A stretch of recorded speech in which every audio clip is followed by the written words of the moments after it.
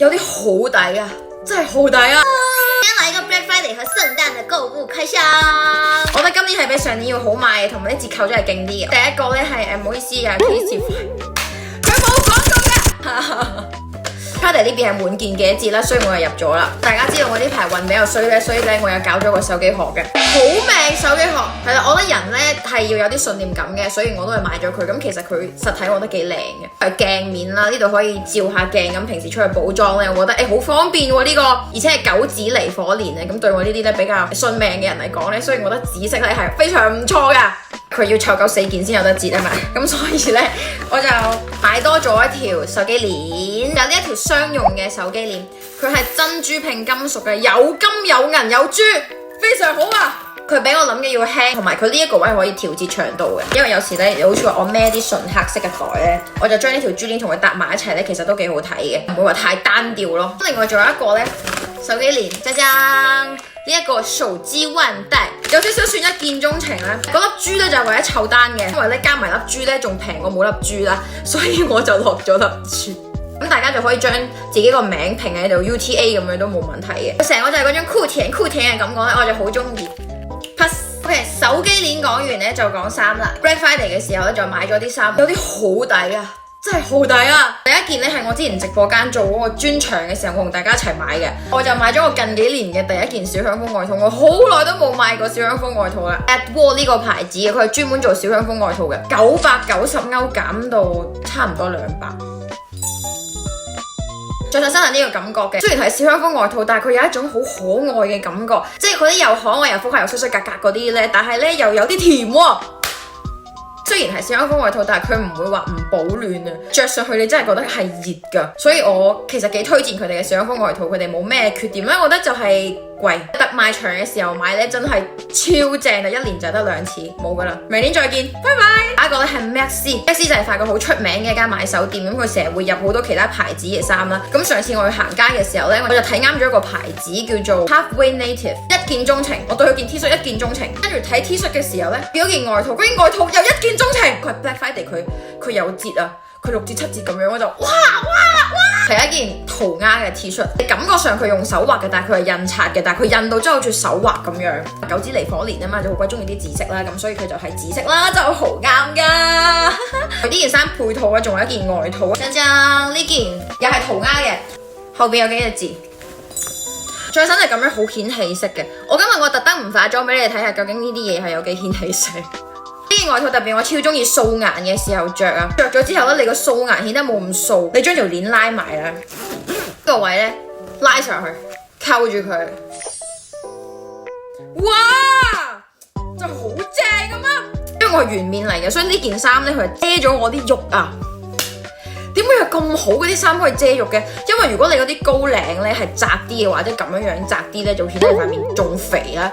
咁但係佢呢件衫呢度係闊噶嘛，所以就會顯得你嗰個面咧係會瘦咗噶，好衰噶呢個設計。有時咧素顏嘅時候咧，我就好中意搭埋嗰個貝雷帽啊。個貝雷帽就係我一陣要同大家介紹嗰個牌子Lolet咁啊。平時又咁樣出街，我根本唔需要化妝嘅，就咁樣。我成日就咁出街嘅。呢個又可以收面型。呢個又可以收面型，跟住眼鏡又收面型之後咧，你塊面你唔使化妝，你突然間你就噗咁樣細咗噶啦，好神奇！呢套素顏嘅裝扮，我呢排出鏡率勁高咯。Next， 一個要介紹咧，又係 Acne Studio 啊，我係喺河谷村之前嗰條片同大家介紹嗰個喺嗰度買噶，嗰個叫咩？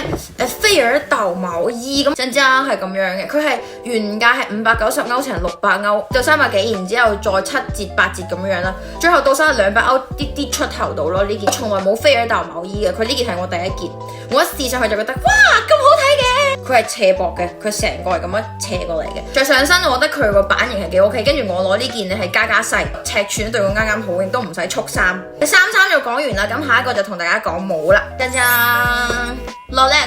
啱啱呢個咧係一頂毛冷帽，但係呢個係我上年買到而家嘅，我今年訂咗嘅新色咧，我仲未到吓。我今年入咗佢哋嘅經典款嘅新色就係呢個奶白色。今年佢呢個新嘅經典款咧，佢係加咗個紅嘅標籤喺度嘅，所以佢會更加突顯一啲啦，更加 sharp 少少。佢有一隻紫紅色都勁靚，但係如果唔係我上年買咗粉紅，我係今年會考慮入紫紅噶。Hello 呀！我本身頭係好大，我係57、58大頭妹咧，戴咗佢之後咧，我就會覺得顯得我頭細咗啦。我自己覺得佢係非常好睇，因為基本上每一年出嘅話，如果隻色係我好中意嘅話，我都會買一啲徽章款，因為佢呢個超經典，同埋佢唔會過時㗎。下一個咧就係大家好期待嘅一個首飾。我真係好耐冇買佢哋，咁我今次咧 Black Friday 我就入咗一對耳夾。其實原先我想入多一對嘅，但係嗰對冇貨。之前有一對粉紅色嘅俾人偷咗，佢對藍色我蹲咗它折扣蹲咗好久，跟住今次 Black Friday 先入到，佢從來都唔知。我覺得我始終都係啱呢個牌子，呢個牌子始終都係好睇。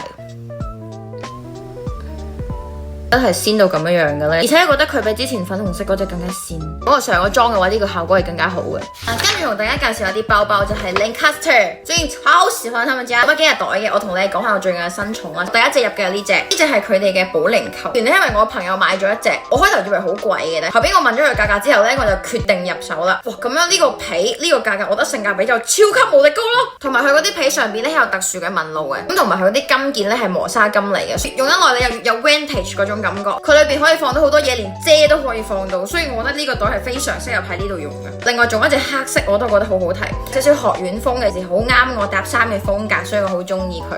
咁另外仲有一個好學院風嘅咧，係我過年我想買個書包，我入咗一個紅當當嘅書包。不過我係唔會入啲顏色咁爆炸嘅嘢噶，但係呢一隻個紅咧係一嘢，我哋夾中咗，紅色超級正。個書包咧，你睇圖片你冇覺得佢咁好睇嘅，你係睇佢實物之後你先發覺，嗰隻紅原來咁正啊！佢係可雙肩可單肩嘅，佢後邊有條拉鏈啦，你有時攞嘢嘅時候可以喺度攞。呢一個係可以放 iPad 落去嘅，所以我出街做嘢都會好方便。紅當當咁樣啦，希望我哋新年有個好彩頭啦！咁我哋 pass 去最後一隻袋，超好睇係咪？呢隻係泰迪小捲毛，好軟熟，佢攞喺身度佢就係一隻公仔，係好治愈嘅，而且佢好輕，真係超級輕，佢基本上自重係冇乜重量噶，所以對我嚟講佢呢個袋真係好驚喜，同埋佢冬天非常好搭，細隻咁樣啦，但係佢裝嘅嘢都唔算少。其實呢個法國牌子就比較小眾啦，性價比比較高啦，所以好多法國人中意佢哋。仲有佢哋講緊咖啡廳咧，我非常推薦，係我嘅商務甄選咖啡之一嚟嘅，我到時會同大家介紹。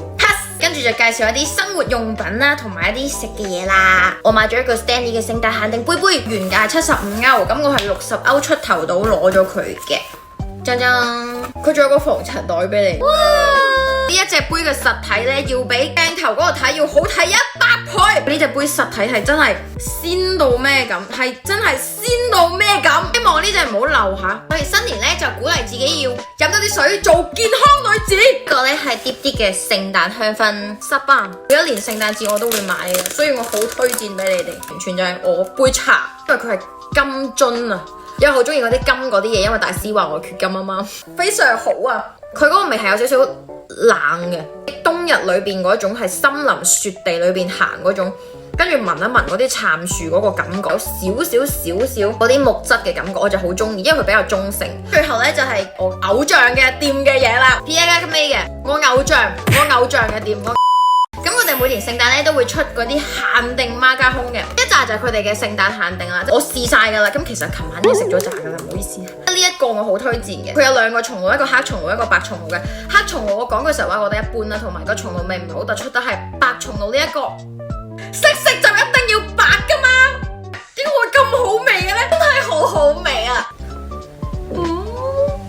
咁另外過嚟旅遊嘅朋友咧，我好推薦你哋買佢哋嘅 croissant 招牌。玫瑰 croissant 食落去咧有一陣玫瑰嘅清香啦，加荔枝啦，加覆盆子嗰種好玄妙，呢個味超好食噶。唔老點你哋，呢隻係我喺巴黎食過最好食嘅 croissant。記得買。咁今日分享就到呢度啦，我哋下條片再見啦。